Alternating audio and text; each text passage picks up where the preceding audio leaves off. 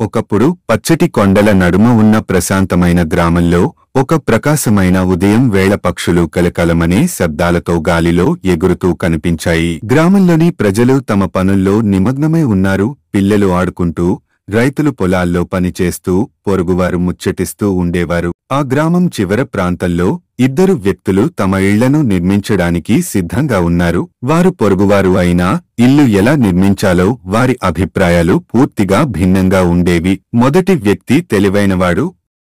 అతను ఒక గట్టి రాయి గల కొండపై నడుచుకుంటూ వెళ్లి నేలని జాగ్రత్తగా పరిశీలించాడు. ఇది అద్భుతమైన ప్రదేశం అన్నాడు తెలివైన కూలి. ఈ రాయి గట్టి స్థిరమైనది. ఇక్కడ నిర్మించడానికి కష్టపడాలి, కాని నా ఇల్లు బలంగా నిలబడుతుంది. ఇదే సమయంలో మరో వ్యక్తి మృదువైన ఇసుక నేలపై నిలబడి ఉన్నాడు. అతను ఆనందంగా చిరునవ్వుతో తన కాళ్లతో ఇసుకను త్రొక్కాడు. ఇది చాలా సులభం అని మూర్ఖ కూలి అనుకున్నాడు. నేను త్వరగా నా ఇల్లు పూర్తి చేసి నా పొరుగువాడు ఇంకా పని చేస్తుండగా విశ్రాంతి తీసుకుంటాను. ఇద్దరు కూలీలు తమ ఇళ్లను నిర్మించడం ప్రారంభించారు. తెలివైన కూలీ జాగ్రత్తగా ఒక్కో ఇటుకను సమంగా అమర్చాడు. ప్రతి రాయి దృఢంగా అమర్చేలా కష్టపడి పనిచేశాడు. మూర్ఖ కూలీ మాత్రం తొందరగా పనిచేశాడు. అతను గట్టిగా గుద్దెలో కొడుతూ మృంగి ఇల్లు నిర్మించాడు. అతని ఇల్లు చాలా త్వరగా పూర్తయింది. కొద్దిసేపటికే అతను సేద తీరుతూ విశ్రాంతి తీసుకుంటున్నాడు. కాని తెలివైన కూలీ ఇంకా పనిచేస్తూనే ఉన్నాడు. కొన్ని రోజుల తర్వాత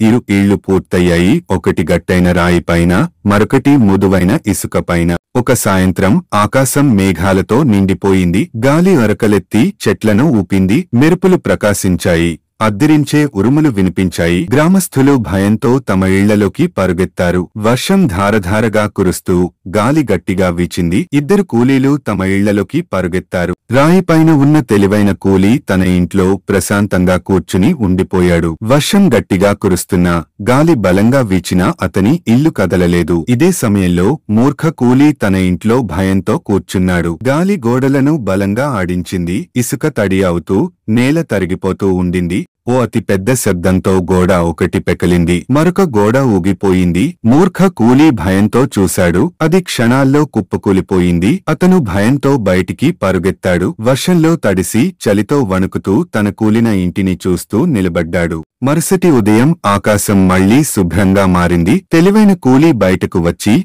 తన గట్టిగా నిల్చిన ఇంటిని చూసి తృప్తిగా మురిసిపోయాడు. అతను అటు చూసి తన పొరుగువాని ఇంటి అవశేషాలను చూశాడు. మూర్ఖ కూలీ విచారంగా తన పాడైన ఇంటిని చూస్తూ నిలబడ్డాడు. ఇసుకపైన నిర్మించడం సులభంగా అనిపించింది అన్నాడు మూర్ఖ కూలీ. కానీ అది బలహీనమని నాకు అప్పుడు తెలియలేదు. తెలివైన కూలీ అతని భుజంపై చెయ్యి వేసి సానుభూతిగా మాట్లాడాడు. బలమైన పునాది చాలా ముఖ్యం అన్నాడు. యేసు ఈ కథ ద్వారా మనకు ఒక ముఖ్యమైన పాఠం చెప్పారు. ఆయన మాటలపై సత్యం మరియు విశ్వాసం మీద నిర్మించిన జీవితం గట్టైన రాయిపైన నిర్మించిన ఇంటి లాంటిది. సమస్యలు వచ్చినా అది నిలబడగలదు. మూర్ఖ కూలీ తన కూలిపోయిన ఇంటిని మళ్లీ చూశాడు. ఆ తర్వాత తన పొరుగువాని గట్టైన ఇంటిని ఆశ్చర్యంగా చూశాడు. అతను తల ఊపుతూ అంగీకరించాడు. కాని బలహీనమైన విషయాల మీద నిర్మించిన జీవితం అది తొందరగా అనిపించినా కష్టాలు వచ్చినప్పుడు అది నిలబడదు. తెలివైన కూలీ చిరునవ్వుతూ తన చేతిని ముందుకు చాచి మూర్ఖ కూలీకి సహాయం అందించాడు. మూర్ఖ కూలీ అతని చేతిని పట్టుకుని లేచి నిలబడి ఇద్దరూ కలిసి బలమైన ఇంటి వైపు నడవసాగారు. కాబట్టి మీరు ఎలాంటి కూలీ అవుతారు? మీ జీవితం బలమైన పునాదిపై నిర్మించండి. దేవుడిపై విశ్వాసం ఉంచండి.